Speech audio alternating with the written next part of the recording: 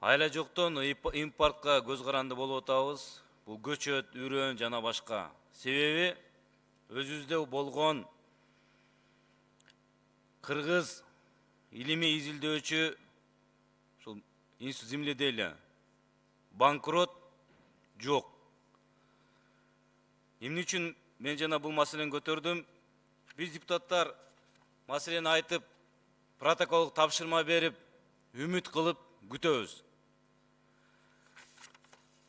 Мына комитет төрагасы тарабынан, Айтмат Кошоевич тарабынан мен көтөргөн маселе боюнча протоколдук тапшырма берилип, комитетте каралып, Ашырбек Мойдонович, эгерде өкмөт комитеттин чечимине протоколдук тапшырмасына ушундай мамиле кылган болсо, анда жакын арада силерден жакшылык күтүштүн кереги жок.